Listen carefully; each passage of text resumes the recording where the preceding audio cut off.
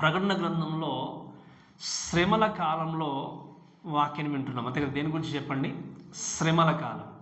శ్రమల కాలంలో 3.5 సంవత్సరాలు శ్రమల కాలం, తర్వాత 3.5 సంవత్సరాలు మహాశ్రమల కాలం మనం వింటూ వస్తున్నాం. ఈ మహాశ్రమల కాలంలో లాస్ట్ వరకు మనం వచ్చాం ఆల్మోస్ట్. అయితే మనకు శ్రమల కాలం ప్రారంభ దశలో ఆలోచన చేసినప్పుడు ఎన్ని ముద్రలు ఉన్నాయి చెప్పండి? దేవుని చేతిలో 7 ముద్రలు. 7 ముద్రలు విప్పినప్పుడు 7 ముద్రల్లో చూస్తే 7 ముద్రల ద్వారా వచ్చినటువంటి ఉగ్రత ఏంటి, తీర్పులేంటి చూస్తాము. తర్వాత 7వ ముద్ర ఓపెన్ చేయగానే దాంట్లో మనకు కనబడినవి ఏంటి అంటే 7 బూరలు, అంతే కదా, 7 ట్రంపెట్స్ అంటాం. ఈ 7 బూరలు ఊదిన తర్వాత 7వ బూరకు రావడానికంటే ముందు మీరు చూడండి, 7 బూర ఊదినప్పుడు ఆ 7 బూరల్లో మళ్ళీ 7 పాత్రలు ఉంటాయి. ఇంకా ఆ పాత్రలు లేకపోతే 7వ బూర అనేది చివరి తీర్పు. ఇంకా దాని తర్వాత తీర్పు అనేది ఉండదు. దాని తర్వాత మళ్ళీ చెప్పాలి అంటే ఇంకా లోకంలో దేవుడు తన యొక్క పరిపాలన అన్నీ కూడా స్థాపించి ముందుకు వెళ్తూ ఇంకా గొర్రెల్ని అన్నట్టుగా దేవుడు అన్నీ కూడా వేర్పరిచేసి ఏం చేస్తాడు, పరిపాలన జరిగి సిద్ధంగా ఉన్నాడు. కాబట్టి ఈ చివరి ట్రంపెట్లోనికి వెళ్ళడానికంటూ ముందు వినండి. వాక్యంలో గమనిస్తే 10వ అధ్యాయము స్టార్ట్ చేయగానే 7వ బూర ఊదబడలేదు. 7 ముద్రల గురించి చూసినప్పుడు కూడా 6 ముద్రల తర్వాత 7వ ముద్ర ఓపెన్ చేయడానికంటే ముందు కొంచెం గ్యాప్ ఇచ్చాడు దేవుడు, విరామం ఇచ్చాడు. ఏం చేశాడు చెప్పండి? అలానే ఈ 7వ బూర గురించి చూసినప్పుడు 6వ బూర ఊదిన తర్వాత 7వ బూర ఊదడానికంటే ముందు కొంచెం దేవుడు మళ్ళీ గ్యాప్ ఇచ్చాడు, కొంచెం విరామం ఇచ్చాడు. అలానే పాత్రల గురించి చూసినప్పుడు కూడా పాత్రలు కూడా 6కి 7కి మధ్యలో దేవుడు ఏం చేశాడు, మళ్ళీ ఈ యొక్క గ్యాప్ ఇచ్చాడు. ఎందుకో తెలుసా? ఎందుకంటారు? ఎందుకు అంటే మీరు వినండి. ఇక్కడ ఆలోచన చేస్తే ఈ అంత్యక్రీస్తు ద్వారా కావచ్చు, సాతాను ద్వారా కావచ్చు, వాటి సంబంధికుల ద్వారా కావచ్చు, వీరు ఎదుర్కొంటున్నటువంటి శ్రమలో నేనున్నాను అన్నటువంటి ధైర్యాన్ని దేవుడిస్తూ ఉన్నాడు. ఇంకొక ప్రక్క ఏంటి అంటే మీకు ఇంకా ఇదే చివరి అవకాశం. ఏం చేస్తున్నాడు చెప్పండి? ఇంకా అంతిమంగా తీర్పు రావడానికంటే ముందు దేవుడు ఏమంటున్నాడు, before get in to last trumpet లేకపోతే లాస్ట్ జడ్జ్మెంట్లోనికి వెళ్ళడానికంటే ముందు మీకు మరొక అవకాశం దొరుకుతుంది. దాన్ని బట్టి మీరు ఏం చేయండి, నేను మాత్రమే కరుణించే దేవుణ్ణి, నేను మాత్రమే మీకు విడుదల కలిగించే దేవుణ్ణి నన్ను గుర్తుపెట్టుకొని మీరు ఆలోచన చేయండి అని చెప్పి దేవుడు ఏం చేస్తున్నాడంటే అవకాశం ఇస్తున్నాడు. ఈ అవకాశం ఇచ్చినప్పుడు చేయాల్సింది ఏంటి అంటే అవకాశమును సద్వినియోగం చేసుకోవాలి. ఏం చేయాలి చెప్పండి? అవకాశాన్ని సద్వినియోగం చేసుకోవాలి. కాబట్టి ఈ 6వ బూర ఊదినప్పుడు ఏం జరిగిందో మనం చూస్తాం. ఎన్ని కోట్ల మంది బయటకు వచ్చారు చెప్పండి?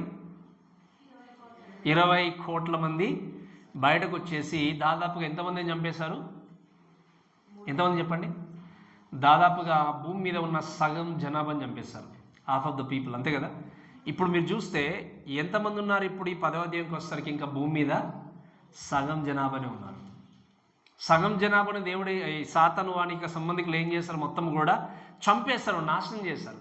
ఇక సగం మాత్రమే ఉన్నప్పుడు ఈ టైంలో 7వ బూర ఊదడానికంటే ముందు జరిగింది ఏంటి అంటే 10వ అధ్యాయంలో చూద్దాం దయచేసి. ఈరోజు నేను మీతో మాట్లాడుకునే విషయం ఏంటి అంటే the mighty Angel and the little scroll. అంటే ఏంటి అంటే బలిష్ఠుడైన దేవుని దూత, అంతేకాకుండా ఆ దూత చేతిలో ఉన్నటువంటి ఒక చిన్న పుస్తకం.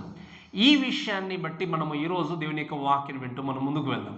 నేను మొదటిగా జ్ఞాపకం చేసినట్టుగా 6వ బూర ఊదిన తర్వాత 7వ బూర ఊదడానికంటే ముందు ఈ మధ్యలో జరిగేటువంటి సన్నివేశం, ఈ సన్నివేశాన్ని గురించి మాట్లాడినప్పుడు ఇది ఒక విజన్. దేవుడు మళ్ళీ ఏం చేస్తున్నాడు, యోహానికి దర్శనాన్ని ఇచ్చి ఈ దర్శనాన్ని చూపిస్తూ తెలియజేస్తున్న మాటలు ఏంటి అంటే 10వ అధ్యాయం 1వ వచనంలో చూస్తే బలిష్ఠుడైన వేరొక దూత పరలోకం నుండి దిగివచ్చుడు చూచి తిని ఆయన మేఘము ధరించుకొని ఉండెను, ఆయన శిరస్సు మీద ఇంద్రధనుస్సు ఉండెను, ఆయన ముఖము సూర్యబింబం వలెను, ఆయన పాదములు అగ్ని స్తంభం వలను ఉండెను.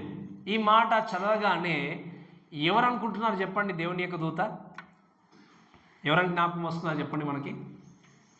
ఈ వాక్యాన్ని చదివిన వెంటనే మీరు చూస్తే దేవుని యొక్క వాక్యంలో చూస్తే ఈ ఏంజల్ గురించి లేకపోతే దేవుని దూత గురించి మాట్లాడినప్పుడు ఈ యొక్క డిస్క్రిప్షన్ అంతా చూసిన వెంటనే చాలామంది కామెంటర్స్ చెప్పేది ఏంటి అంటే యేసు క్రీస్తును గూర్చి వర్ణించారు.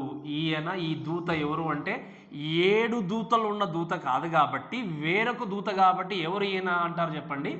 యేసుక్రీస్తు. ఎందుకంటే వాక్యంలో చూస్తే ఒక కాలేమో సముద్రం మీద, ఇంకొక కాలేమో భూమి మీద ఉంది కాబట్టి ఈయన యేసుక్రీస్తు అని చెప్పేసి చాలామంది కామెంటేటర్స్, చాలామంది బోధకులు ఈ వాక్యం చెప్తూ ఉంటారు. కానీ వారితో నేను అగ్రీ చేయను. ఎందుకు అంటే ఇక్కడ రాయబడిన దేవుని దూత యేసుక్రీస్తు కాదు. చాలా జాగ్రత్త గుర్తుపెట్టుకోండి. మీకు అర్థమవుతుంది, ఇక్కడ రాయబడిన దూత యేసుక్రీస్తు కాదు. ఎందుకు యేసుక్రీస్తు కాదు అనే విషయాన్ని నేను మీకు జ్ఞాపకం చేస్తూ క్లియర్గా నేను ముందుకు తీసుకెళ్తాను. వినండి, దేవుని యొక్క వాక్యంలో చూస్తే బలిష్ఠుడైన వేరొక దూత పరలోకం నుండి ఏం జరిగాడు చెప్పండి, దిగి వచ్చడం నేను చూచితున్నాను ఉంది. గ్రీక్లో అల్లోస్ అంటాం. అల్లోస్ అంటే ఏంటి అంటే అనెదర్ అంటాం. అనెదర్ అంటే అనెదర్ ఆఫ్ సేమ్ కైండ్. అంటే ఏంటి, బలిష్ఠుడైన వేరొక దూత అంటే ఆ దూతలలో ఉన్నటువంటి ఇంకొక దూత పరలోకం నుండి లోకానికి ఏం చేశాడు, దిగి వచ్చాడు. యేసుక్రీస్తు మిగతా దూతల్లాగా దూత కాదు. మీకు అర్థమవుతుంది కదా. పాత నిబంధనలో ఆయన గురించి థియోఫనీస్గా, క్రిస్టోఫనీస్గా, లేకపోతే దేవుని దూతగా వర్ణించిన ప్రకటన గ్రంథానికి వచ్చేసరికి యేసుక్రీస్తుని గురించి ఎక్కడ కూడా దేవుని దూతగా వర్ణించలేదు. యోహాను మొదటి అధ్యాయంలో వర్ణించినప్పుడు ఏంటి అంటే ఆయన దేవుని కుమారుడు అని ప్రస్తావించాడు. 5వ అధ్యాయానికి వచ్చినప్పుడు ప్రస్తావించింది ఏంటి అంటే ఆయన ఏంటి, వధింపబడినటువంటి గొర్రెపిల్లగా అని చెప్పేసి దేవుని యొక్క వాక్యం చూస్తాము.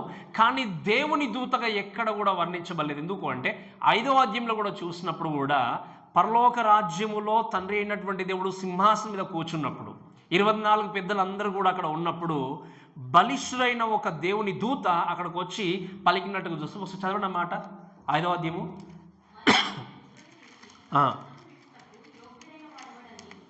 రెండవ వచనం రైట్. ఏముంది అక్కడ, మరియు దాని ముద్రలు తీసి ఆ గ్రంథము విప్పుటకు యోగ్యుడైన వాడెవడని బలిష్ఠుడైన ఒక దేవుని దూత బిగ్గరగా. ఇక్కడ కూడా ఎవరున్నారు చెప్పండి, బలిష్ఠుడైనటువంటి ఒక దేవదూత. అసలు ఎవరు ఓపెన్ చేయగలరు ఈ యొక్క ముద్రలని అని గట్టిగా అరిచినప్పుడు యోహాను ఏడుస్తుంటే అక్కడ ఉన్నటువంటి ఒక పెద్ద చెప్పాడు, ఎవరు అంటే నువ్వు ఏడనవసరం లేదు, ఎందుకంటే ఈ ముద్రలను ఓపెన్ చేసే శక్తి ఒకరికి ఉన్నది అని చెప్పి అన్నప్పుడు అప్పుడు యేసుక్రీస్తు వధింపబడినటువంటి గొర్రెపిల్లగా అక్కడికి ఎంటర్ అయ్యి ఒక్కొక్క ముద్రను ఏం చేశాడు చెప్పండి, ఆయన ఓపెన్ చేసినట్టుగా చూస్తాం. కాబట్టి ఇక్కడ రాయబడిన విషయం చూస్తే ఏంటి అంటే ఈ బలిష్ఠుడైన వేరొక దూత అంటే ఈ 7 బూరలు ఊదేటువంటి దూత కాదు. ఇంకొక దూత అని ఆలోచన చేసినప్పుడు హై ర్యాంకింగ్ ఏంజల్, మేబీ దేవుడు ఏర్పరచుకున్నటువంటి మరొక్క దూత ఏం జరిగింది అంటే పరలోకము నుండి దిగి వచ్చినట్టుగా దేవుని యొక్క వాక్యలు చూస్తాం. సో ఎందుకు అని ఆలోచన చేసినప్పుడు యేసుక్రీస్తు ఎందుకు కాదు అంటే అనెదర్ అనే పదాన్ని రాయబడింది. అంటే ఆయన వేరొక దూత అంటే దూతలతో పాటు ఈయనొక దూత కానే కాదు. ఎందుకు, ఆ దూతలందరినీ కూడా సృష్టించింది ఈయనే కాబట్టి. నేను మనుషుల్లో ఒక మనుషుణ్ణి అంటే నాకు మీకు ఒకే రకమైన పోలికలు లేదా ఒకే రకమైన అభిరుచులు ఉండొచ్చు. దాన్ని అనెదర్ ఆఫ్ సేమ్ కైండ్ అంటాం. సో దేవుడు వేరొక దూత అంటే దూతల్లో ఇంకొక దూత ఏం చేశాడు, లోకానికి వచ్చాడు అంటే యేసుక్రీస్తు ఆ దూతలో ఒక దూత కాదు. ఎందుకంటే వారందరినీ కూడా సృష్టించింది ఆయన. ఈ విషయం మీకు అర్థమైంది కదా. సో రెండవ రీజన్ గురించి మనం చూస్తే ఎందుకు యేసుక్రీస్తు కాదు అని ఆలోచన చేసినప్పుడు ఇక్కడ నేను చూపించినట్టుగా ఏంటి అంటే ఇదివరకు మీకు చెప్పినట్టుగా ఆయన వధింపబడినటువంటి వ్యక్తిగా వచ్చినట్టుగా మనం చూస్తాం. అంతేకాకుండా ఈవెన్ 5వ అధ్యాయంలో కానీ 18వ అధ్యాయంలో కూడా కానీ బలిష్ఠుడైనటువంటి వేరొక దేవదూత వచ్చినట్టుగా మనం దేవుని యొక్క వాక్యాలు చూస్తాం. అంతేకాకుండా ఇంకా దేవుని యొక్క వాక్యాలు చూస్తే ఇంకొక మాట చూద్దాం దయచేసి. 5వ వచనం చదవండి దయచేసి. ఇదే 10వ అధ్యాయం 5వ వచనంలో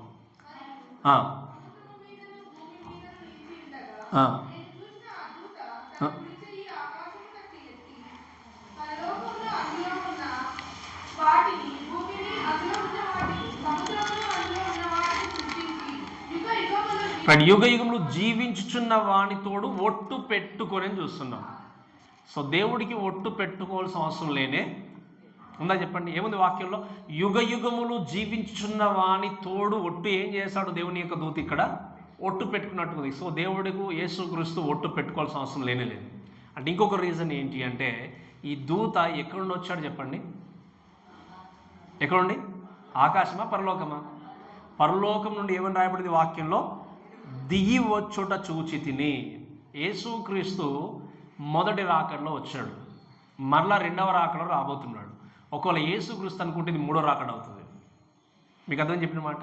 సో కాబట్టి ఈ విషయాలు ఎందుకు జ్ఞాపకం చేసినట్టే, మీరు వాక్యం ఎక్కడైనా విన్నా చేసినా కూడా ఈ దూత అనేది ఏంటి అంటే దేవుని యొక్క దూతగా పరలోకం నుండి దిగి వచ్చాడు తప్ప యేసుక్రీస్తు కాదు అనే విషయాన్ని మనం ఏం చేయాలి, స్పష్టంగా గుర్తుపెట్టుకుంటూ దేవుని మాటలు మనం వింటూ ముందుకు వెళ్దాం. అయితే మరి ఈ దూత గురించి ఇంత చక్కగా వర్ణించారు ఎందుకు? డిస్క్రిప్షన్ గురించి చూస్తే, ఈ ఏంజల్ గురించి మాట్లాడినప్పుడు, ఈ డిస్క్రిప్షన్ కోసం మాట్లాడినప్పుడు ఎలా ఉన్నాడు అని ఆలోచన చేస్తే మీరు చదవండి దయచేసి. ఆయన మేఘము ధరించుకొని ఉన్నాడట. ఏంటి మేఘాన్ని? ఇక్కడ దేవుని యొక్క వాక్యాలు చూస్తే మేఘమును ధరించుకొని ఉన్నాడు అన్న ఆలోచన చేసినప్పుడు ఇట్స్ టాక్స్ అబౌట్ ఏంటి, మనం చక్కగా చూస్తే ఏంటి అంటే, ఈ వాక్యం చూసినప్పుడు ఈ మేఘము ధరించుకొని ఉన్నాడు అంటే దీనికి అర్థం ఏంటి అంటే, ఈ దూత అధికారాన్ని కలిగి ఉన్నటువంటి వ్యక్తిగా ఉన్నాడు. మీరు వినండి, ఈ చక్కగా మీరు వర్ణించినప్పుడు యోహానుకి ఎందుకు ఈ దర్శనం కనబడుతుంది అంటే, నేను చెప్పాను ఇదివరకు 6వ బూరకి 7వ ముద్రలకి ఏం జరిగింది, ఇప్పుడు విరామం దొరికింది. దేని కొరకు తెలుసా? రాబోతున్నటువంటి భయంకరమైనటువంటి తీర్పును గూర్చి ప్రకటించడానికి ఒక దూత వచ్చాడు.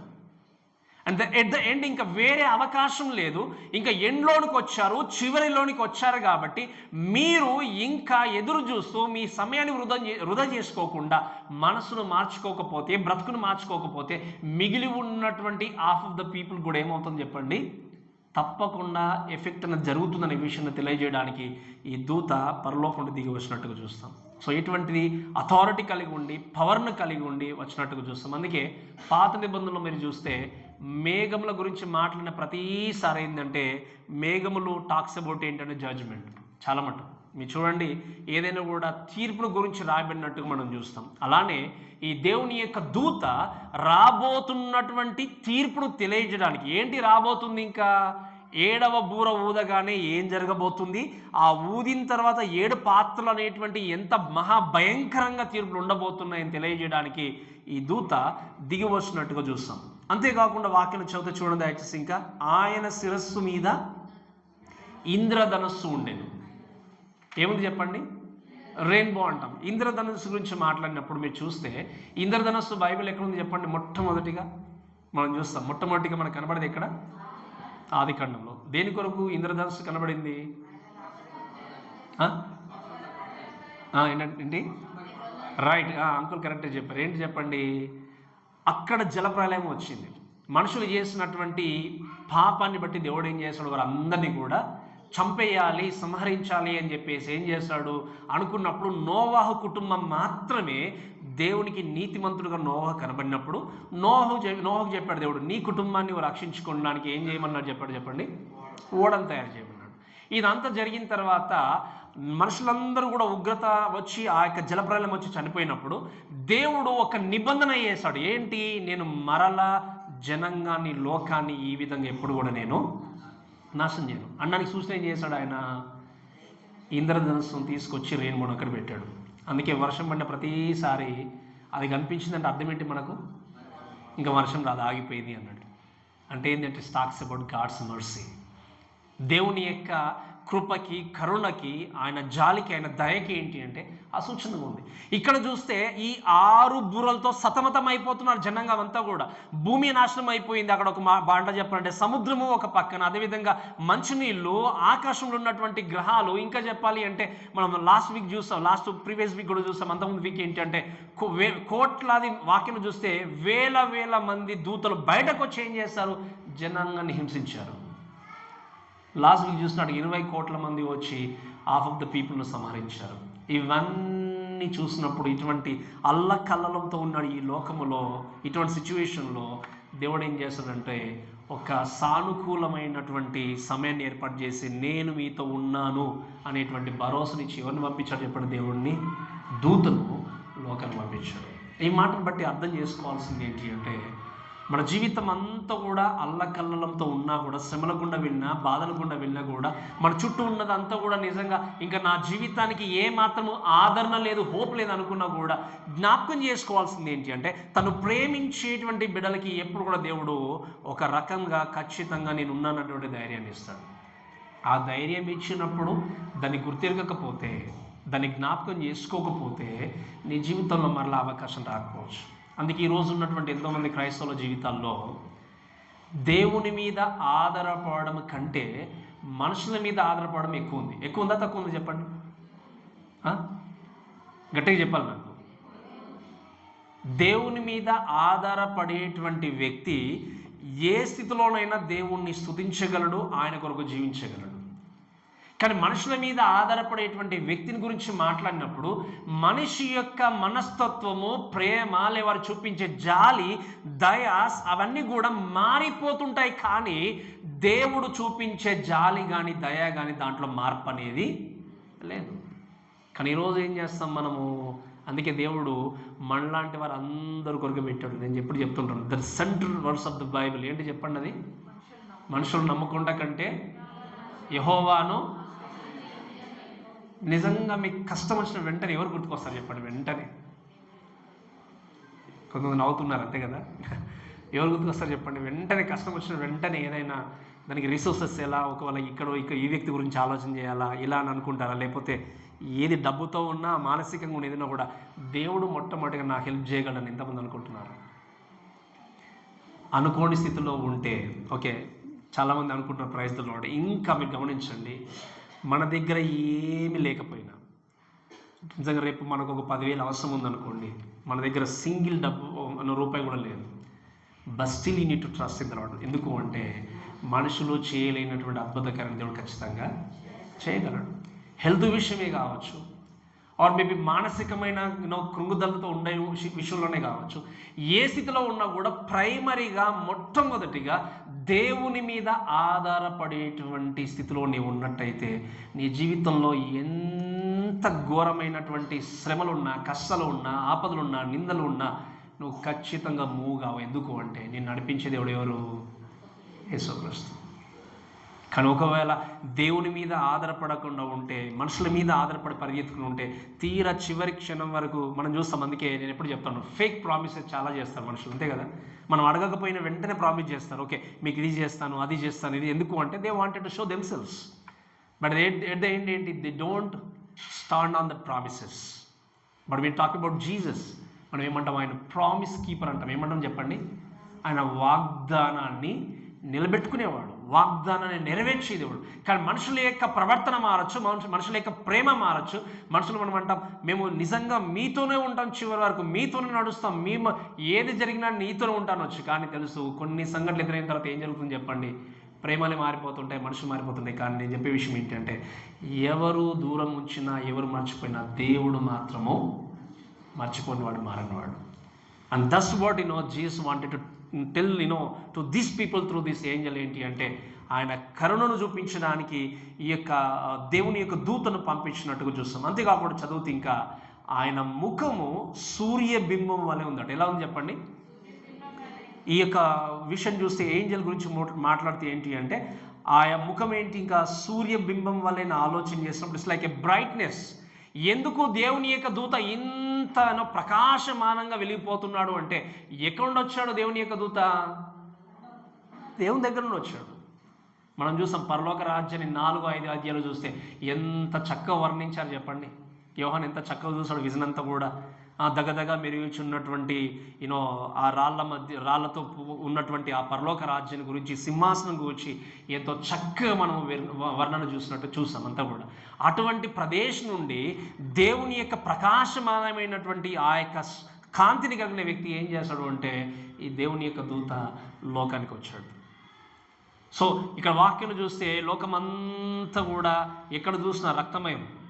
ఎక్కడ చూసి మనం చూసాం లాస్ట్ వీక్ ఏంటి అంటే పొగ, అగ్ని, తర్వాత చూస్తే ఏంటి ఇక వాక్యం చూస్తాం కదా ఇంకేంటి గ్యాస్, ఇటువంటి వాటితో జనులందరూ చనిపోయినప్పుడు ఒక ప్రకాశమానమైనటువంటి వెలుగును కలిగిన వ్యక్తిగా ఎవరు? దేవుని యొక్క దూత లోకానికి వచ్చాడు.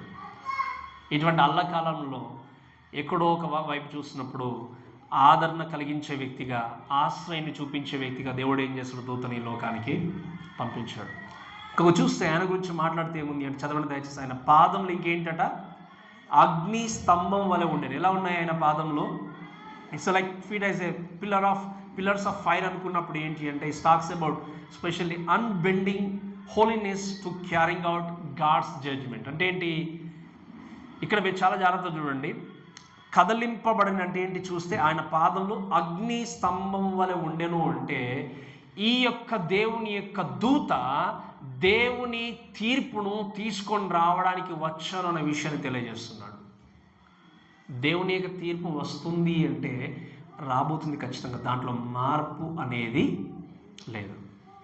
ఇప్పుడు మనం ఎన్ని చూసుకుంటూ వచ్చాం.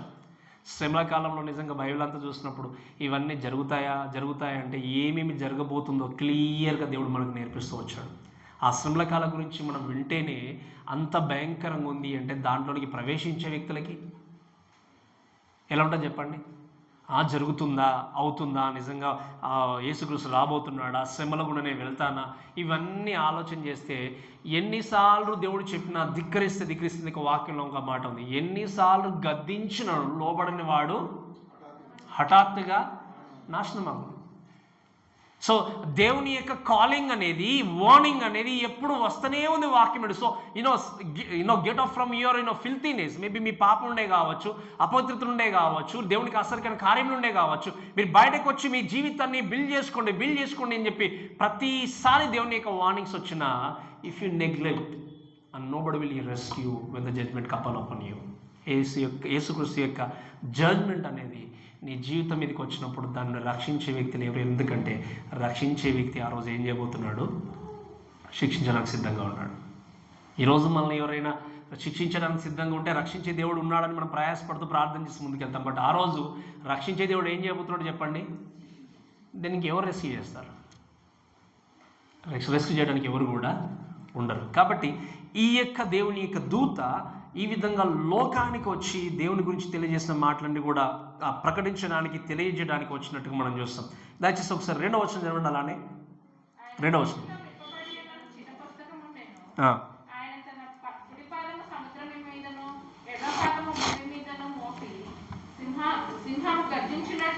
చదవండి మరి. 2వ వచనంలో చూస్తే ఆయన చేతిలో ఒక విప్పబడిన చిన్న పుస్తకం ఉండేను. దీని గురించి మనము తర్వాత వింటాం, తర్వాత వచనాల్లో. ఇంకా తర్వాత ఏమని రాయబడింది? ఆయన కుడి పాదము ఎక్కడుందట? సముద్రం మీదను, ఎడమ పాదము, ఎంత ఇమాజిన్ చేసుకుంటే ఎంత పెద్దగా ఉన్నాడు, అంతే కదా? అంతేనే కదా? ఒక పాదం ఎక్కడుంది? సముద్రం మీద, ఇంకొక పాదము ఎందుకో తెలుసా? ఎందుకు ఈ వర్ణనను ఎందుకు ఇలా పెట్టాడు మరి దేవుడు అని ఆలోచన చేసినప్పుడు మీరు వినండి. ఒక ప్రక్క సాతాను వాడి సంబంధికులు భూమిని నాశనం చేస్తున్నారు, ఇంకో ప్రక్క సముద్రాన్ని కూడా నాశనం చేస్తున్నారు. ఇవన్నీ జరుగుతున్నప్పుడు అక్కడ ఉన్నటువంటి కొంతమంది కేవలం ఇప్పుడు ఈ శ్రమల గుండా వెళ్తున్నప్పుడు దేవుని యందు విశ్వాసం ఉంచిన వారు ఉన్నారు. 1,44,000 పీపుల్ ఉన్నారు అక్కడ. ఎవరు? దేవుడు ముద్రించినటువంటి వ్యక్తులు. దేవుడు ఇంకా కూడా వేల కొలది, మనం వాక్యంలో విన్నాం కదా, ద గ్రేట్ మల్టిట్యూడ్ గురించి మనం విన్నాం. వేల కొలది జనంగాన్ని దేవుడు రక్షించుకుంటూ తీసుకెళ్తున్నాడు. వీళ్ళందరూ చూసినప్పుడు ఇంకెంతకాలం ప్రభువా ఈ యొక్క సాతాను మన సంబంధికులు లోకాన్ని నాశనం చేస్తారు, ఇంకెంతకాలం అనుకున్నప్పుడు దేవుడు అన్నాడు ఏంటి అంటే, సాతాను భూమిని నాశనం చేస్తున్నా, సముద్రాన్ని నాశనం చేస్తున్నా కూడా వీటిపైన సర్వ అధికారం నాకుంది అని చెప్పి దేవుడు చూపించడానికి ఏం చేస్తాడు? దేవుని యొక్క దూతను పంపించాడు. ఏం చేస్తాడు దేవుని యొక్క దూత? వెళ్ళనట, ఒక అడుగేమో సముద్రం మీద ఉంది, ఇంకొక పాదమేమో దాని అర్థం ఏంటి అంటే, this all belongs to me. వీటన్నిటిపైన అధికారం నేను. లోకంలో ఎంత సాతాను శోధించినా, ఎంత కష్టపెట్టినా, ఎన్ని రకాలుగా హింసించినా, చంపేసి ఏది జరిగినా ultimately I have authority on everything అన్నాడు యేసుక్రీస్తు. ఏమంటున్నాడు? ప్రతి దానిపైన అధికారాన్ని కలిగి ఉన్న వ్యక్తి ఆయన. అందుకే ఉదయకాల సమయంలో కూడా చక్కగా మనం వాక్యం విన్నాం, ఈ సర్వభూమికి దేవుడు మహారాజు అయి ఉన్నాడు. సో ఈరోజు అందుకే నేను చెప్పాను కదా, ఈరోజు ఉన్నటువంటి అధికారాలు 5 సంవత్సరాలు ఉండొచ్చు, 4 సంవత్సరాలు ఉండొచ్చు, 10 సంవత్సరాలు ఉండొచ్చు, కానీ మనము అంగీకరించిన దేవుని అధికారం నిరంతరం ఉండేది. ఆయన సింహాసనంలో మార్పు లేదు, ఆయన అధికారంలో మార్పు లేదు, ఆయన ప్రేమలో ఆ మార్పు లేదు, ఆయన పరిపాలనలో మార్పు లేదు. ఈరోజు మనం అంగీకరించిన దేవుణ్ణి హృదయపూర్వకంగా దేవుణ్ణి స్తుతిస్తూ మనం మహిమపరుస్తూ ముందుకు వెళ్ళాలి, ఆయనకు విధేయులుగా జీవించాలి. ఎందుకు అంటే ఆయన నిరంతరము మన జీవితాన్ని ఏలేవాడు. కాబట్టి ప్రేమ దేవుళ్ళ దయచేసి గమనించండి, ఈ సర్వలోకము ఎవరి ఆధీనంలో ఉన్నది? ఎవరి ఆధీనంలో చెప్పండి? అందుకే మనము సేవిస్తున్నటువంటి దేవుడు కేవలం ఇండియాకి మాత్రమే కాదు, కొన్ని దేశాలకే కాదు, ఒక ప్రాంతానికి కాదు, సర్వ భూమికి అధికారిగా ఉన్న దేవుడు ఎవరు అంటే మన దేవుడు, అంటే మన వ్యక్తి. మీకు అర్థం చెప్పిన మాట ఇంకా అందుకే నేను జ్ఞాపకం చేశాను కదా ఏమని, మన కుటుంబంలో ఒక వ్యక్తి అధికారి ఉన్నాడు అంటే ఇప్పుడు సర్వలోకానికి అధికారం కలిగిన వ్యక్తి ఎవరు? మన దేవుడు. కాబట్టి మనం ఏం చేయాలి? సంతోషిస్తూ ఆనందిస్తూ ఆయన చెప్పిన విధంగా మన జీవితాన్ని కొనసాగిస్తే and you will have a beautiful life. కాబట్టి ఈ విషయం చూస్తూ ఇంకా దేవుని యొక్క వాక్యంలో చూసేది ఏంటి అంటే, దయచేసి చదవండి 3వ వచనం చదవండి. అలానే సింహము గర్జించినట్లు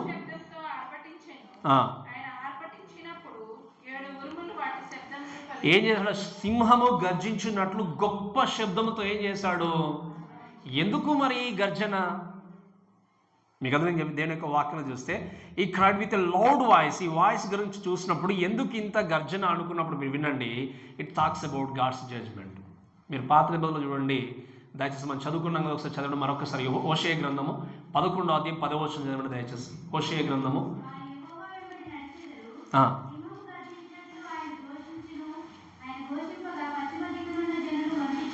ఏంటంటే అక్కడ ఆయన సింహము గర్జించినప్పుడు ఏం చేశారు? ఘోషించినప్పుడు ఏం జరిగింది? అక్కడ ఉన్న జనాంగం అంతా కూడా వణికినట్టుగా చూస్తాం. అలానే యోవేలు గ్రంథము 3వ అధ్యాయం 16వ వచనం చదవండి దయచేసి. యోవేలు గ్రంథం 3వ అధ్యాయం 16వ వచనం. ఎక్కడ నుండి చెప్పండి? సీయోనులో నుండి ఆయన ఏం చేస్తున్నాడు? గర్జించుచున్నాడు. యెరూషలేము నుండి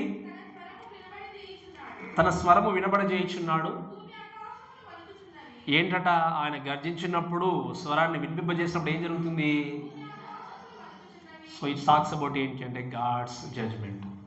దేవుని తీర్పును గూర్చి తెలియజేయడానికి దేవుడి దూతను ఏం చేశాడు? పంపించాడు.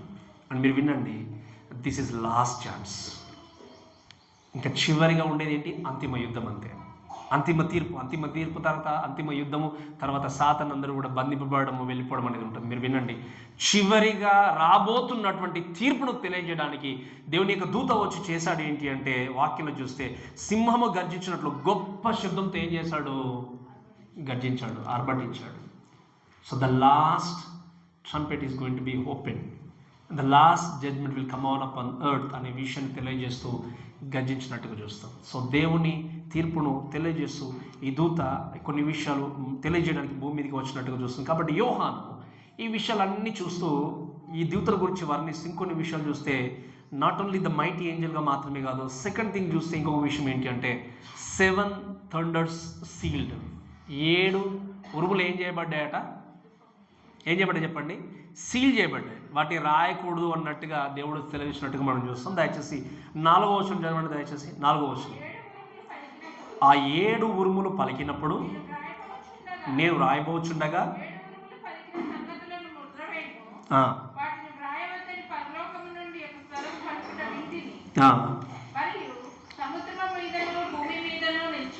వినండి, ఇక్కడ జాగ్రత్తగా చూస్తే ఈ యొక్క దూత గొప్ప శబ్దంతో ఆర్భాటించినప్పుడు 7 ఉరుములు వాటి శబ్దములు ఏం చేసి చెప్పండి? పలికాయి. ఈ 7 యొక్క ఉరుములు వచ్చినప్పుడు వాటిని గూర్చి రాయడానికి ఆయన ఏం చేశాడు? సిద్ధపడుచుండగా 7 ఉరుములు పలికిన సంగతులకు ముద్ర వేయుము అన్నాడు. ఏమన్నాడు చెప్పండి? దేవుడు ఏమన్నాడు చెప్పండి? ఆయన దర్శనాన్ని చూస్తున్నప్పుడు ఆ 7 ఉరుములు పలికిన వెంటనే ఈయన తీసుకొని ఇంకేం చేస్తున్నాడు? ఇప్పుడు మీరు చూడండి, మొదటి అధ్యాయంలో చూస్తే నేను చెప్పినటువంటి నువ్వు చూసిన వాటిని, కన్న వాటిని, విన్న వాటిని నువ్వేం చేయమన్నాడు? దేవుడు లిఖించుము, రాయమని చెప్పాడు. మీరు మొదటి అధ్యాయం మీరు తర్వాత చివరి వచనాలు చదవండి, 20-21 వచనాలు చూస్తే. బట్ ఇక్కడ ఏమంటున్నాడు? నేను పలికించిన ఆ 7 ముద్రల్ని నీవు రాయకూడదు, లిఖించకూడదు. మీరు వినండి, ఎందుకు మరి వీటిని రాయించలేదు అంటే వీ డోంట్ నో ఎగ్జాక్ట్లీ. మీకు అర్థమవుతుంది కదా ఎందుకు వీటిని రాయించలేదు అనుకున్నప్పుడు we don't know. And other thing ఏంటి అంటే ఎవరి స్వరం మనకు తెలియదు. యేసుక్రీస్తు స్వరమా, దేవుని దూత స్వరమా తెలియదు. కానీ మనకు ఖచ్చితంగా తెలిసి ఏంటి అంటే ఈ స్వరం అనేది ఇది కమాండ్, ఆజ్ఞ. ఈ ఆజ్ఞగా ఈ యొక్క స్వరం వచ్చినప్పుడు ఈ స్వరాన్ని గురించి మాట్లాడినప్పుడు మీరు చాలా జాగ్రత్తగా వినాల్సిన విషయం ఏంటి అంటే వీటిని లిఖించొద్దు అన్నాడు. ఏమన్నాడు? రాయకూడదు, లిఖించకూడదు. మీరు వినండి, ఇప్పుడు ఈ మాట ఇక్కడ రాయబడింది ఈ విధంగా. ఎవరైనా వచ్చేసి లిఖించొద్దు అంటే ఆ 7 స్వరముల యొక్క మర్మం ఏంటో నేను తెలియజేసిన ఎవరైనా వాక్యం చెప్పారనుకోండి, ఏం చేస్తారు? ఆ 7 యొక్క స్వరముల యొక్క మర్మం ఇది అని ఎవరైనా వాక్యం ప్రకటిస్తే ఏ పాస్టర్ కూడా చెప్పలేదండి ఈ వాక్యం, ఎంత బాగా చెప్పారు. మీరు వినండి, when Bible is silent we should be silent. అంతే. బైబిల్ ఎక్కడైతే సైలెంట్గా ఉందో, నిశ్శబ్దంగా ఉందో, మనం ఖచ్చితంగా ఏం చేయాలి? సైలెంట్గా ఉండాలి. ఇప్పుడు కొంతమంది చూస్తాం కదా, మనం వింటుంటాం, యేసుక్రీస్తు పుట్టినప్పటి నుండి 30 సంవత్సరాల వరకు ఏం చేశాడు? ఒక ప్రసంగం తీసుకొని వస్తారు చాలా. సో ఇంకా ఎంతో ఆసక్తిగా ఏం చేశాడు అంటే ఏం చేశాడు చెప్పండి? ఏం చేస్తారంటారు చెప్పండి? యేసుక్రీస్తు పుట్టింది మొదలుకొని చిన్నతనం నుండి 30 సంవత్సరాల వరకు ఏం చేశాడు ఆయన? తెలుసా తెలియదు చెప్పండి. మనకు తెలిసి ఒక సందర్భంలో 12 సంవత్సరాల వరకు వచ్చి ఏం చేశాడు? వాక్యాన్ని బోధించినట్టు చూస్తాం. మరి మిగతా ఏం చేశాడు యేసుక్రీస్తు? ఏ ప్రాంతంలో ఏం చేశాడు అంటే వెరీ సింపుల్ థింగ్. ఏంటి? 30 సంవత్సరాల వరకు తల్లిదండ్రులకు లోబడుతూ తల్లిదండ్రుల దగ్గర విధేయుడు ఉండి జీవించని ఏం చేశాడు? ఎదిగాడు. అండ్ యూదుల ప్రకారంగా చూస్తే ఏంటంటే when 30 years వచ్చిన తర్వాతనే ఒక మ్యాన్గా కన్సిడర్ అయిపోయి ఏం చేస్తాడు? అప్పుడు అంటే ఓటకు కలిగిన వ్యక్తిగా ముందుకు వెళ్తాడన్న విషయం మనకు తెలుసు. కాబట్టి దాని గురించి డ్రాగ్ చేసి ఇది చేసి అది చేసి ఇక్కడికి వెళ్ళాడు, అక్కడికి వెళ్ళాడు, ఇక్కడికి వెళ్ళాడు, ఎన్ని వచ్చినా కూడా బైబిల్ ఈజ్ సైలెంట్. మనం ఏం చేయాలి చెప్పండి? సైలెంట్గా ఉండాలి. ఇక్కడ కూడా ఈ 7 ఉరుముల గురించి మాట్లాడినప్పుడు అవి ఏంటో ఎవరికి తెలియదు. ఒక ప్రీచర్ అన్నాడు ఏంటి అంటే, సాతానికి అన్నీ తెలిసి ఇప్పటివరకు జరిగింది అంట. తెలుసా తెలియదా? మేబీ సాతానుకు దేవుడు బయలుపరచకూడదు అనుకున్నాడేమన్నాడు ఆయన. ఇక్కడ ఉన్నది ప్రతిదీ A to Z, ఆది కాండం మొదలుకొని ప్రకటన వరకు A to Z సాతానికి తెలుసు. మనకంటే ఎక్కువ తెలుసు వాక్యం. ఎవరికి? నేను చెప్పినప్పుడు మీకు అర్థమవుతుంది. మనకంటే ఎక్కువ తెలుసు సాతానికి వాక్యం. అదే వాక్యాన్ని చూపించి మోసం చేయాలని చూస్తాడు. ఎవరిని? యేసుక్రీస్తుని. అంతే కదా. ఏమన్నాడు? నీకు ఇలా జరుగుతుంది ప్రభా, ఇలా ఉంటుంది, ఎలా ఉంటుంది అంటే దేవుడు ఏం చేశాడు? మళ్ళీ అదే వాక్యాన్ని చూపించి సాతాన్ని అక్కడి నుండి పంపించినట్టుగా చూస్తాం. ఈరోజు సాతాను నిజంగా ఇప్పుడు ఆదము అవ్వ ఉన్నారు. ఆదము అవ్వ దగ్గరికి వచ్చిన తర్వాత ఈ మాట చెప్తాను, మీకు అర్థమవుతుంది. ఆదము అవ్వ తోటలో ఉన్నప్పుడు దేవుడు ఏమని చెప్పాడు చెప్పండి? ఏదైనా తినొచ్చు కానీ మీరు ఏ పండు, ఈ మంచి చెడ్డ తెలివినిచ్చేటువంటి వృక్షఫలాన్ని తినకూడదని చెప్పినప్పుడు వారిని నమ్మించాలంటే ఏం చేయాలి? ఇప్పుడు సాతాను ఏం చేయాలి? ఆయన చెప్పిన వాక్యాన్ని వాడుకోవాలి, లేకపోతే వీళ్ళు నమ్మరు. అంతే కదా. ఏం చేశాడు అప్పుడు సాతాను? ఏం చేశాడు చెప్పండి? ఏమని చెప్పాడు? మరి తినకూడదని దేవుడు చెప్పాడు. నువ్వు తిను అంటే తినలేదు కదా. అప్పుడు ఏం చెప్పాడు సాతాను? దేవుడు మీకు అది చెప్పాడు కానీ మీరు తినడం నిజంగా మీరు చావరు, మీరు తింటే ఏమవుతారు? దేవదూతల్లాగా అయిపోతారు. సో ఇది మీకు తెలియదు, అందుకనే దేవుడు పక్కన పెట్టాడని చెప్పేసి ఆ మాటలన్నీ తీసుకొచ్చేప్పుడు లైక్ ఆఫ్ లై అంటాం మనం, ఆఫ్ లై ఆఫ్ ట్రూత్. ఏం చేశాడు? చెప్పినప్పుడు స్లోగా వెళ్ళి పండుని ఏం చేస్తారు? వీళ్ళు తినేశారు. మీరు వినండి, మనల్ని కూడా నిజంగా దేవుడు మంచివాడు, ఒకసారి తప్పు చేస్తే దేవుడు క్షమించేవాడు కదా అని మనల్ని ఏం చేస్తుంటాడు? మెల్లగా జోలపాట పాడుతూ ఉంటాడు. నువ్వు ఒక్కడివి నా ఆత్మీయుడివి, నువ్వు ఒక్కరివి నా ఆత్మీయురాలివి, అప్పుడప్పుడు తప్పులు చేసినా పర్లేదు, దేవుడు క్షమిస్తాడు, నువ్వు పర్లేదు ఇప్పుడు కొనసాగించని చెప్తాడు పక్కనే ఉండి. దేన్ని పట్టుకొని దేన్ని వాడుకుంటాడు చెప్పండి సాతాను? వాక్యాన్ని. అప్పుడు ఏం అవును కదా, వాక్యం ఉంది కదా, దేవుడు నీతిమంతుడు 7 సార్లు పడిపోయినా నేను 1-2 సార్లనే పాపం చేసింది కదా, సో 7 సార్లు ఛాన్స్ ఉందిలే ఇంకా అనుకుని ఏం చేస్తాము? సాతాను చూపిస్తాడు వాక్యం క్లియర్గా, పరిగెత్తే వ్యక్తులు ఉంటారు. మీరు వినండి, అంటే ఇక్కడ కూడా ఈ యొక్క 7 ఉరుములు అనేటివి ఎవరికి తెలియదు. అందుకే మీకు సాతాను కూడా తెలియకుండా దేవుడు భద్రపరచాడని చెప్పి కొంతమంది అంటుంటారు. అండ్ రిమెంబర్, నేను మళ్ళీ చెప్తున్నాను ఈ మాట ఏంటి అంటే, ఇదివరకు కూడా చెప్పాను, సాతానికి ఇప్పటివరకు ఏం జరిగిందో తెలుసు కానీ ఇక ముందు ఏం జరుగుతుందో తెలియదు. ఏం జరగబోతుందో నెక్స్ట్ సెకండ్ ఏం జరుగుతుందో ఎవరికి కూడా కేవలం ఎవరికి తెలిసింది చెప్పండి? కేవలము యేసుక్రీస్తుకు మాత్రమే తెలుసు. కాబట్టి ఈ విషయం చూసినప్పుడు చూడండి, దేవుని యొక్క వాక్యం చూస్తే ఈ విషయాన్ని బట్టి ఒకసారి దయచేసి ఒకసారి ఒక మాట చదవండి. 37వ అధ్యాయం యోబు గ్రంథం 5వ వచనం చదవండి దయచేసి. 37వ అధ్యాయము యోబు గ్రంథము 37వ అధ్యాయం 5వ వచనం.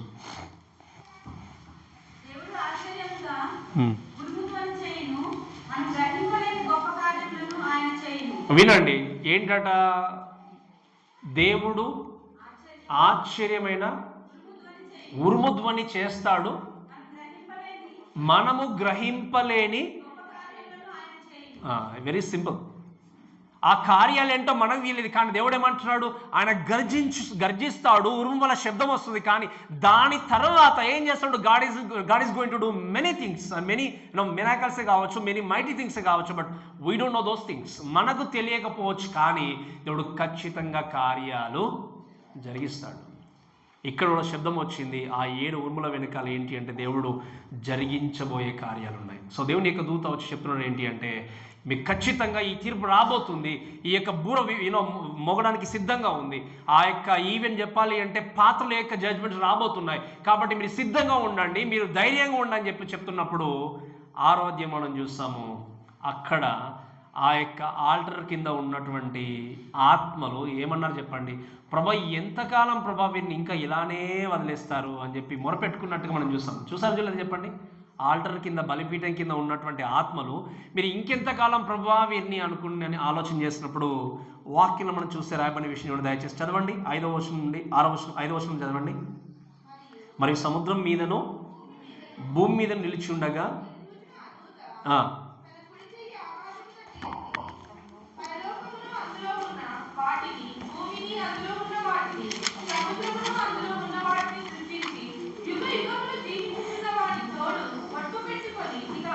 ఇక ఆలస్యము, ఎంత కంఫర్ట్ అంతే కదా. యేసుక్రీస్తుని నమ్ముకొని చనిపోయిన వారికి ఆ కంఫర్ట్తో కూడిన మాట ఏంటి అంటే, అక్కడ దేవుని యొక్క వాక్యంలో మనం చూసే విషయం ఏంటి అంటే, డిలే నో లాంగర్. ఇక ఆలస్యము అంటే అర్థం ఏంటి, ఇంకా నెక్స్ట్ పర్మనెంట్గా ఎండింగ్లోనికి వచ్చేయారు అన్నట్టు. ఇంకా ఆలస్యం లేదు, ఇంకా అయిపోయింది, ఇంకేంటి ఏ తీర్పులు లేవు, ఇంకా ఏమి ఉండదు, ఇంకేంటి you are going to be at the part of the end అని చెప్పేసి ఏమన్నాడు, ఇంకా ఆలస్యం ఉండదు అన్నాడు. ఏమన్నాడు చెప్పండి, ఆలస్యం ఎందుకు? They are waiting for these kind of judgment. మీరు చూడండి, మనం కూడా ఎంతో కాలంగా ఎదురు చూస్తాం. దేని కొరకు చెప్పండి, దేని కొరకు ఎదురు చూస్తున్నారు? యేసుక్రీస్తు ఎప్పుడు వస్తాడు అని చెప్పి. దేవుడికి జ్ఞాపకం చేసే విషయం ఏంటి అంటే, ఇంకా ఆలస్యం ఉండదు. ఎందుకు అంటే మీరు వినండి, దేవుడు ఈ మాట మనకి ఎప్పుడో తెలియజేశాడు. పలాని టైంలో పలాని రోజు నేను వస్తానని దేవుడు చెప్పలేదు. ఏమన్నాడు, నేను ఇదిగో త్వరగా వచ్చునంటాడు. ఈవెన్ ఈ రెవల్యూషన్ కూడా అదే మాటతో దేవుడు ముగించడానికి ప్రయత్నం చేస్తాడు. లాస్ట్ చాప్టర్లో ఇదిగో నేను త్వరగా వచ్చున్నానంట. అంటే అర్థం ఏంటి, మీరు అనుకోని విధంగా త్వరగా వచ్చునంటే రావడం వేరు, త్వరగా రావడము వేరు.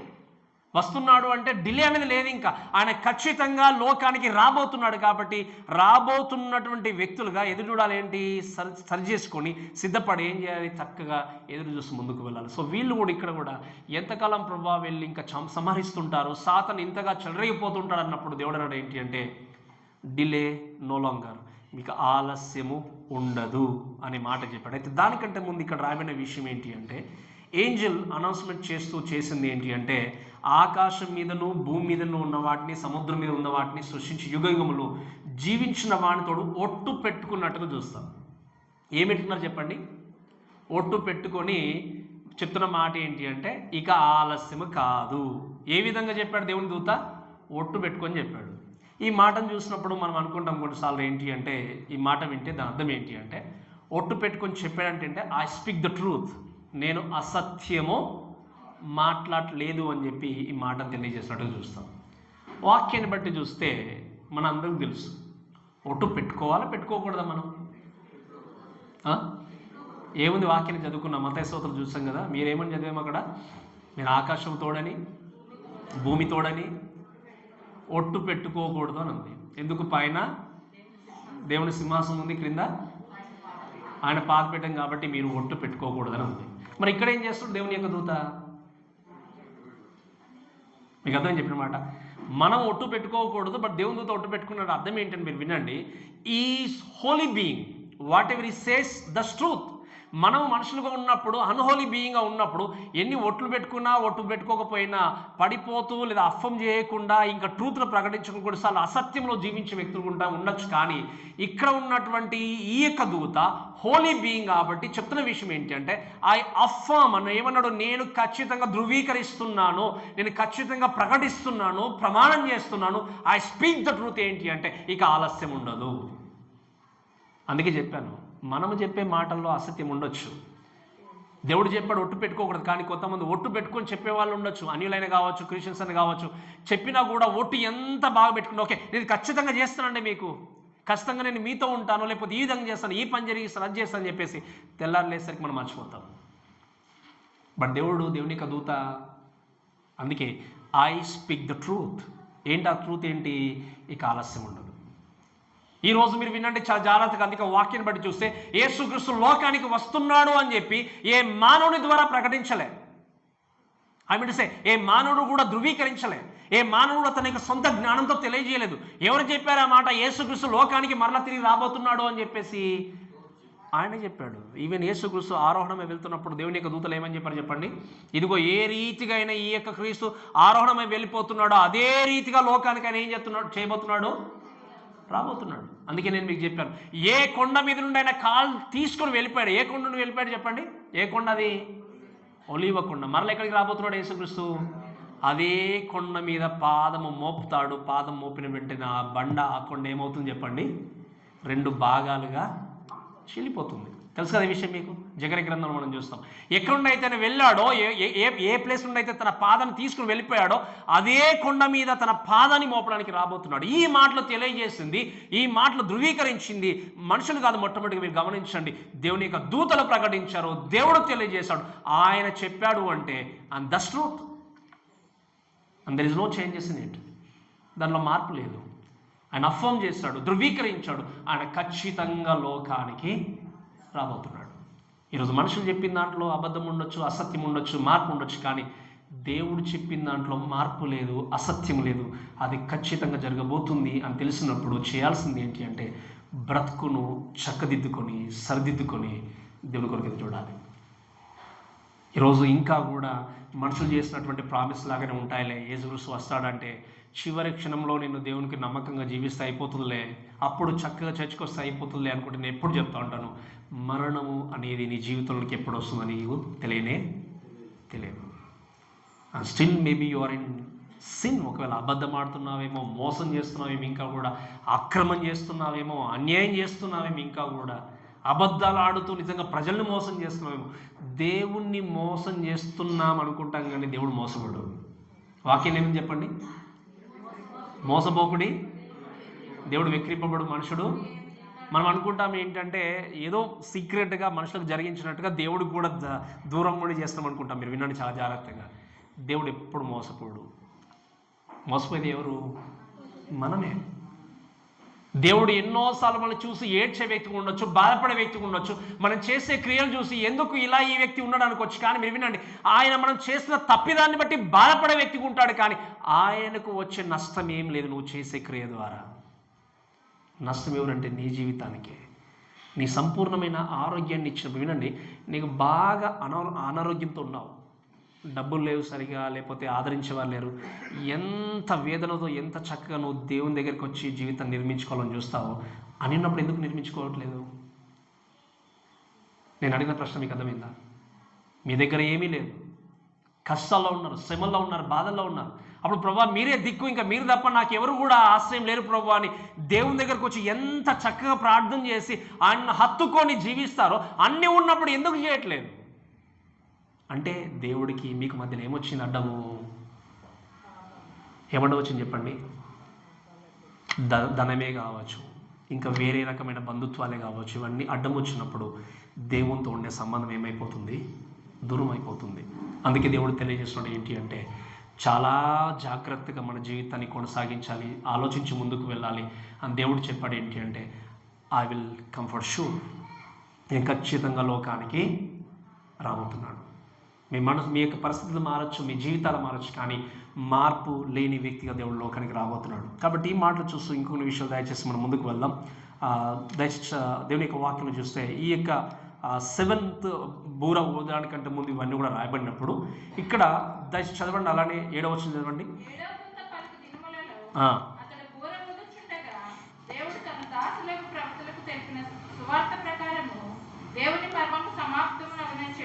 రైట్, ఇక్కడ వాక్యంలో ఏముంది మీరు చూడండి చాలా జాగ్రత్తగా. 7వ దూత పలుకు దినములలో అంటే ఏంటి? 7వ బూర ఊదేటువంటి దూత పలుకు దినమని రాయబడిందా, దినములని రాయబడిందా? దినములలో అంటే ఆ వచ్చేటువంటి తీర్పు ఒక రోజుతో ఉండేది కాదు. Is goes on plurality. అందుకే మనం ప్లూరల్ అనేటువంటి ఈ పదాన్ని వాడినట్టుగా మనం చూస్తాం. అంటే ఏంటి? ఈ పీరియడ్ ఆఫ్ టైం అన్నప్పుడు అంటే అర్థం ఏంటి అంటే ఆ దినములలో అంటే ఏంటి? 7 పాత్రలతో కూడినటువంటి తీర్పులు లోకంలోనికి రాబోతున్నాయి. ఎన్ని పాత్రలు చెప్పండి? 7 పాత్రలు.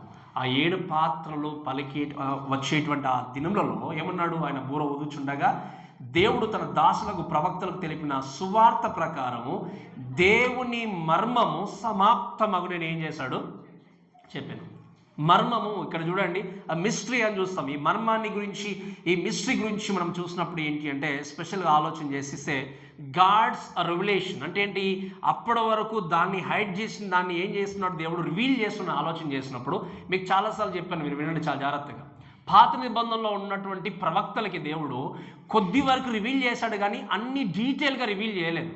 ఇప్పుడు పాత నిబంధనలో ఉన్నటువంటి ఏషయ కావచ్చు, ఇర్మియా కావచ్చు, హెజ్కేలే కావచ్చు, దానియేలు కావచ్చు, వీరందరూ కూడా ఈవెన్ మనం చిన్న ప్రవక్తలు అనుకున్న వీళ్ళందరూ కూడా కావచ్చు, యేసుక్రీస్తు యొక్క ఈ శ్రమల గురించే కానీ వేల పరిపాలన గురించి కానీ రాసిన ఇంత డీటెయిల్గా తెలియజేశారా ప్రకటన గ్రంథంలో తెలియజేసినట్టుగా? అంటే ఏంటి? They knew only something. But ఇక్కడ యోహాను ద్వారా ఏమైంది? ఆ మర్మం అనేది పూర్తిగా దేవుడు ఏం చేశాడు? రివీల్ చేశాడు. They knew only little. చెప్పాలి అంటే పాత నిబంధనలు ఉన్న వ్యక్తులకు కొద్దిగా మాత్రమే తెలుసు. అందుకే ఇంకో మాట కూడా చెప్పాను నేను, పాత నిబంధనలో ఉన్నటువంటి ఏ ప్రవక్త కూడా సంఘము ఉంటుందనే విషయం తెలియదు. ఇది చాలా జాగ్రత్తగా గుర్తుపెట్టుకోండి. అందుకే ఈరోజు ఎంతోమంది తీసుకొచ్చి పాత నిబంధనల వాక్య భాగాలన్నీ తీసుకొచ్చి సంఘానికి రుద్దుతారు.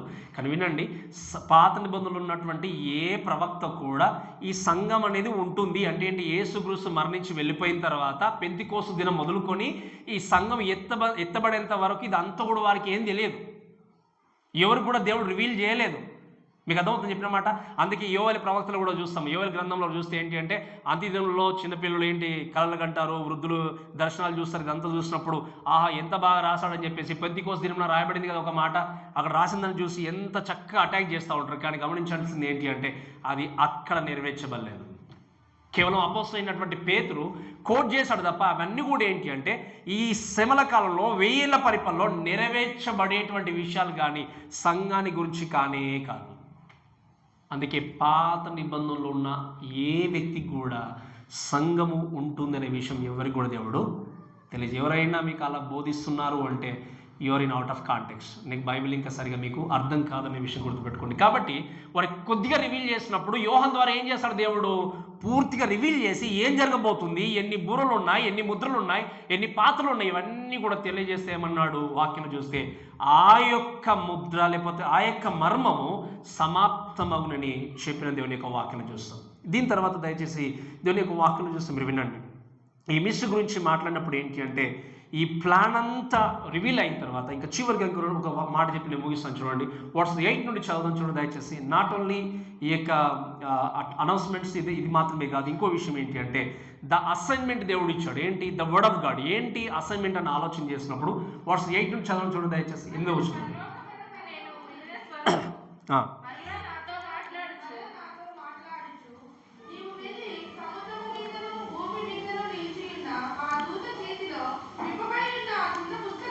రైట్. ఏంటి?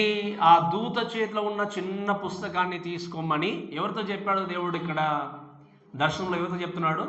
యోహానుతో చెప్పాడు. ముద్రలు 7 ముద్రలు కలిగి ఉన్న పుస్తకం 5వ అధ్యాయంలో ఏమో ముద్ర వేయబడింది, ఓపెన్ చేయబడలేదు. ఇక్కడేముంది? ఓపెన్ చేయబడింది. ఈ ఓపెన్ చేయబడినటువంటి పుస్తకాన్ని వెళ్ళి ఏం చేయమన్నాడు? దేవుని యొక్క వాక్యలు చూస్తే దేవుడు వెళ్ళి తీసుకో అని దేవుని యొక్క వాక్యలు చూస్తాం. అంతేకాకుండా తీసుకోవడం మాత్రమే కాదు, వాక్యం ఏముంది అంటే ఆ పుస్తకాన్ని తీసుకోమని చెప్పడం వెంటనే నేను ఆ దూత యొద్దకు వెళ్ళి ఈ చిన్న పుస్తకం నాకు ఇమ్మని అడగగా దేవుడు ఏం చెప్పాడు? నువ్వు వెళ్ళి తీసుకో అంటే దూత వెళ్ళగానే ఎందుకు అని అడగకుండా ఏమన్నాడు చెప్పడం వెంటనే తీసుకొని తినివేయి. ఈ తినివేయమనే పదాన్ని చూసినప్పుడు మనము పాత నిబంధనలో కూడా చూస్తాం. ఒక సందర్భంలో ఎవరు చెప్పండి, ఎవరు తినేసినట్టుగా చూస్తాము? ఎవరి గురించి రాయబడింది తెలుసా? తినేది మాట మీకు హెజ్కేలుతో కూడా దేవుడు అంటాడు కదా, ఈ గ్రంథంలో తీసుకొని తినే అన్నప్పుడు తింటే అది ఏమంటాడు ఆయన? నా యొక్క పెదవులకి అది నా యొక్క ఏది జుంటితైన దారుల కంటే మధురంగా ఉంది అని 2వ అధ్యాయంలో మనం చూస్తాం, ఆయన అన్నట్టుగా చూస్తాం. అంటే దీని అర్థం ఏంటంటే చక్కగా మీరు ఆలోచన చేసినప్పుడు మీరు వినండి, దేవుని యొక్క వాక్యాన్ని ఎరిగి తెలుసుకొని ముందుకు వెళ్ళాలనుకున్నప్పుడు దాంట్లో ఉన్నది ఏంటో క్లియర్గా అర్థం కావాలి. అయితే ఇక్కడ రాయబడిన ఇంకొక విషయం చెప్పి నేను మీకు చక్కగా అర్థం చేయించి ముగిస్తాను. చూడండి, దాన్ని తీసుకొని తినమన్నప్పుడు అంతటా నేను చూడండి దయచేసి 9వ వచనం. ఆయన దాన్ని తీసుకొని తినివేయము, అది నీ కడుపుకేంటి? చేదగును కానీ నీ నోటికి తేనె వల్ల మధురంగా ఉండని నాతో చెప్పాను. అంతటా నేను ఆ చిన్న పుస్తకంను దూత చేతి నుండి తీసుకొని దాన్ని ఏం చేశాను, తినివేసింది. అది నా నోటికి తేనె వల్ల మధురంగా ఉండేది, కానీ నేను దాన్ని తినివేసిన తర్వాత నా కడుపుకి ఏమైపోయింది, స్వీట్ అండ్ బిటర్. తింటున్నప్పుడు ఏంటి, మధురంగా ఉంది, కానీ కడుపులోనికి వెళ్ళినప్పుడు ఏమైపోయింది, అది చేదైపోయింది. దీని గురించి ఆలోచన చేస్తే ఏంటంటే, మీరు వినండి, దీని యొక్క వాక్యం బట్టి మనము కొన్ని విషయాలు ధ్యానించేది ఏంటి అంటే, స్వీట్నెస్ గురించి చూస్తే ఏంటి అంటే, వాక్యం మనకు విత్తబడుతున్నప్పుడు వింటా ఉన్నాం ఏంటి అంటే, God is going to come for sure. యేసుక్రీస్తు లోకానికి తప్పకుండా రాబోతున్నాడు. ఇది మంచి వార్తనా చెడ్డ వార్తనా?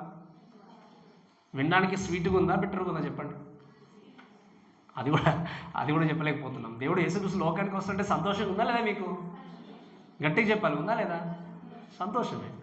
అసలు వినడానికి చాలా బాగుంది. వాక్యం ఇటువంటి మాట మనం వింటున్నామంటే ఏంది, మన యొక్క పెదవులకి మన జీవితానికి ఏంటి, చాలా స్వీట్గా మనకు కనబడుతుంది. ఎందుకు? ఆయన లోకానికి రాబోతున్నాడు. ఎందుకో తెలుసా మీకు? వచ్చాడంటే మీకున్న కష్టం ఏముండదు. ఇంకా ఈరోజు మీరు దేనికోసం ప్రయాసపడుతున్నారో, దేనికోసం పరిగెత్తున్నారో, మీకు ఏది ఉండకుండా అన్నీ కూడా దేవుడు తొలగించడానికి సిద్ధంగా ఉన్నాడు. Very sweet. But when talks about bitter అనే విషయం చూసినప్పుడు ఏంటి అంటే, స్పెషల్ వీన్ టాక్స్ అబౌట్ ఈ హెచ్కేల్ గురించి మాట్లాడినప్పుడు ఏంటి అంటే, ఆయన వాక్యభాలు విన్నప్పుడు చాలా స్వీట్గా ఉంది, కానీ ఎందుకు చేదుగా ఉంది అంటే, ఆ వాక్యాన్ని బోధించిన తర్వాత ఇస్రాయేల్ జనాంగం దాన్ని రిజెక్ట్ చేస్తారు. ఏం చేస్తారు చెప్పండి? తిరస్కరించారు. ఎవరు? ఇస్రాయేల్ జనాంగం. దేవుడిచ్చింది మాత్రమే చాలా తీయగా ఉంది, చదువుతూ ఉంటే వింటూ ఉంటే అన్నీ చేస్తూ ఉంటాయి. కానీ ఆ తీయగా ఉన్న వాక్య భాగాన్ని ప్రకటించిన తర్వాత ఏం జరిగింది? వాళ్ళు ఏం చేశారు? తిరస్కరించినప్పుడు ఏమైపోయింది? వీళ్ళు మంట లోపల కడుపులో ఏమైపోయింది? చేదైపోయింది. ఈరోజు ఈ మాటలు వింటున్న ప్రేమ దయచేసి వినండి. ఈ వాక్య భాగంలో కూడా యేసుక్రీస్తు వస్తాడు, యేసుక్రీస్తు చక్కగా జీవితాన్ని మారుస్తాడని చెప్పి వినడానికి చాలా చక్కగా ఉన్నా కూడా, ఈ తీర్పులు, ఈ ఉగ్రత గురించి చూసినప్పుడు అది నిజంగా బెటర్గానే ఉంది. ఈరోజు మనం కూడా యేసుక్రీస్తుకి ఎదురు చూస్తున్నాము, ఆయన రాకడకు ఎదురు చూస్తున్నాము. చాలా సంతోషంగా ఉంది, చాలా స్వీట్గా ఉంది. కానీ రక్షింపబడినటువంటి వ్యక్తి ఎలా వెళ్ళాలి? ఎవరికి దేని గుండా వెళ్ళాలి చెప్పండి? నరకం గుండా వెళ్ళాలి, దేవుని ఉగ్రత గుండా వెళ్ళాలి, బాధల గుండా వెళ్ళాలి. ఇది విన్నప్పుడు ఏంటి అంటే, అది కొంచెం బిటర్నెస్. ఆ బిటర్నెస్ ఉంది కాబట్టి దేవుడు ఏమని చెప్పాడంటే, చదవడానికి 11వ వచనం ఏమన్నా, అప్పుడు వారు నీవు ప్రజలు గూర్చి జన్మగూర్చి ఆ భాష మాట్లాడవచ్చు, అనేక మంది రాజు వచ్చి మరలా ప్రవచింప అగత్యమని నాతో. అందుకేమన్నాడు? You need to share this words with others, you need to warn them అన్నాడు. ఏమన్నాడు చెప్పండి? ఈ నీకు ఇవ్వబడినటువంటి అసైన్మెంట్ను, ఈ వాక్య భాగము తీయగా ఉంది, కానీ తిన్న వెంటనే చేదుగా అవుతుంది. కాబట్టి ఇది చేదుగా ఉండేటువంటి ఆ సిచ్యువేషన్ తెలియజేస్తూ, వార్న్ చేస్తూ, ఇతరులతో నువ్వు తప్పకుండా ఏం చేయాలి అంటే ప్రకటించాలి. ఏంటి అంటే, టెల్ దెమ్ అబౌట్ జడ్జ్మెంట్. ఆ యొక్క తీర్పులు లోకంలోనికి, ఈ పాత్రలతో కూడినటువంటి తీర్పులు లోకంలోనికి రాబోతున్నాయని చెప్పి నువ్వేం చేయి, మరలా కూడా ప్రకటించుము అని చెప్పి దేవుడు యోహానుకు తెలియజేసినట్టు చూస్తాం. కాబట్టి ఈ మాటలు బట్టి దయచేసి మనము అర్థం చేసుకోవాల్సిన విషయం ఏంటి అంటే, వినండి, క్రీస్తు యొక్క వాక్యము మనకు జుంటి తేనె దారిలాగా మధురంగా ఉంది. ఆయన రాకడ వస్తున్నాడు అనేది వినడానికి చాలా వినసొంపుగా ఉంది. కానీ వినాల్సిన విషయం ఏంటి అంటే, మనతో పాటు అనేకులు ఇంకా పరలోకానికి రాలేకపోతున్నారు అనేది, అది బిట్టర్గా, చేదుగా మనకు కనబడుతూనే ఉంది. మీ బంధువులే కావచ్చు, స్నేహితులే కావచ్చు, మీ ఇరుగు పొరుగే వారే కావచ్చు, మీ కొలీగ్సే కావచ్చు. There are many people who are ready to go to hell. నరకానికి వెళ్ళడానికి సిద్ధంగా ఉన్నారు. మరి మనం చేయాల్సింది ఏంటి అంటే, we need to take this word and make it a part of us. అంటే ఈ వాక్య భాగాన్ని తీసుకొని మన జీవితంలో ఒక భాగముగా చేసుకొని మనం ఏం చేయాలి అంటే, ఖచ్చితంగా యేసు క్రీస్తుకు వచ్చినటువంటి రక్షణను ఇతరులకి ఏం చేయాలి? ప్రకటించాలి. దేవుడు చెప్పాడు, ఐ డిలే నో లాంగర్. యేసుక్రీస్తు అదే అన్నాడు. ఏమన్నాడు? ఈ లోకం గురించి మాట్లాడు, ఇదిగో నేను త్వరగా వచ్చున్నాడు. నేను డిలే చేయట్లేదు, ఇంకా ఆలస్యం చేయట్లేదు. ఈ ఆలస్యం చేయని వాక్యం తెలియజేయబడినప్పుడు మనకు సంతోషం. ఎందుకంటే మనం రక్షింపబడ్డాం, దేవుని దగ్గరకు వెళ్తున్నాం, ఆయనతో పాటు ఉండబోతున్నాం. ఎన్ని శోధనలు వచ్చినా, కష్టాలు వచ్చినా ఖచ్చితంగా దేవా మీతో ఉంటామన్న ఆనందం మనకుంది. మరి లోకంలో ఎంతోమంది దేవుని ప్రేమ తెలియని వాళ్ళు ఉన్నారు, నశించి నరకానికి వెళ్ళేవారు ఉన్నారు. ఇంకా కూడా నా స్వార్థము, నా కుటుంబము, నా జీవితం అనుకుంటూ నేను రక్షింపబడ్డాను అన్నటువంటి ఆ స్వార్థంతో నువ్వు బ్రతికినట్టయితే మీరు వినండి, నీకు అవకాశం దేవుడు ఇచ్చాడు. దేవుడు ఏమంటున్నాడు, you need to go and warn them, you need to go and tell them. అందుకే నేను ఎప్పుడు చెప్తాను, ఈ అంత్య దినాల్లో, చివరి దినాల్లో మీకు దొరికిన అవకాశం బట్టి దయచేసి ఒక్కరికైనా సువార్త చెప్పండి. మీ వర్క్ బిజీతో ఉన్నా, మీ కుటుంబంతో బిజీ ఉన్నా, మీ కుటుంబం అయినా మీ వర్క్ అయినా ఏది శాశ్వతం కాదు. దేవునితో ఉండడం మాత్రమే శాశ్వతం. నేను చెప్పడం మీకు అర్థమైంది కదా. ఈ లోకంలో ఉన్నది ఏది కూడా శాశ్వతం కాదు, దేవునితో ఉండడం శాశ్వతం. కాబట్టి నీ వర్క్ ప్రెషర్లో ఉన్నా, నువ్వు కుటుంబంలో బిజీ ఉన్నా, ఏది బిజీ ఉన్నా కూడా సమయము, నువ్వు దొరికిన సమయాన్ని కేటాయించుకొని ఆ యొక్క ఎవరికైనా సంభాషిస్తున్నా, కమ్యూనికేట్ చేస్తున్నా, ఏ విషయంలో అయినా కూడా క్రీస్తు గురించి తెలియజేయండి. తెలియజేస్తే ఆ వ్యక్తిని పరలోక రాజ్యానికి చేర్చడానికి నువ్వు ఒక పాత్ర నువ్వు ఏం చేయబడతావు చెప్పండి, వాడబడతావు. కాబట్టి ఆ బిటర్నెస్ మన జీవితంలో తొలగిపోవాలి అంటే, వెళ్ళిపోవాలి అంటే, అందుకే అపోస్తలుడైన పౌలు అంటాడు, ఈ మాట చెప్పి ముగిస్తాను, నేను ప్రభా నా జనాంగాన్ని చూసినప్పుడు నేను నరకానికి వెళ్ళినా పర్లేదు, నా జనాంగాన్ని రక్షించండి ప్రభా అంటాడు. తెలుసా ఈ మాట మీరు విన్నాక రోమపత్రికలో, నేను నరకానికి వెళ్ళినా పర్లేదు కానీ నా జనాంగాన్ని రక్షించి ప్రభు అని ప్రార్థన చేస్తాను. అంత కన్సర్న్ తనకుంది నశించిపోతున్నటువంటి జనాంగం మీద. ఈరోజు నీకెంత కన్సర్న్ ఉంది నశించిపోతున్న జనాంగం మీద? కాబట్టి నీ చుట్టూ మన ప్రక్కల ఎంతోమంది ఉన్నారు, వేల మంది ఉన్నారు దేవుడు అంటే ఎరిగినటువంటి వ్యక్తులు. వారికి వాక్యాన్ని మనం ప్రకటించే వ్యక్తులుగా మనం పొందుకున్న ఈ తీయదనాన్ని, ఈ మాటల్ని ఇతరులకు ప్రకటిస్తూ ముందుకు వెళ్తే దేవుడు ఖచ్చితంగా మన జీవితం ద్వారా ఆయన మహిమపరచబడతాడు. మన జీవితాన్ని ఖచ్చితంగా మహిమ కొరకు నిలబడతాడు. కాబట్టి ఈ మాటలను మనలో దేవుడు దీవించి ఆస్వాదించును కాక. ఆమేన్.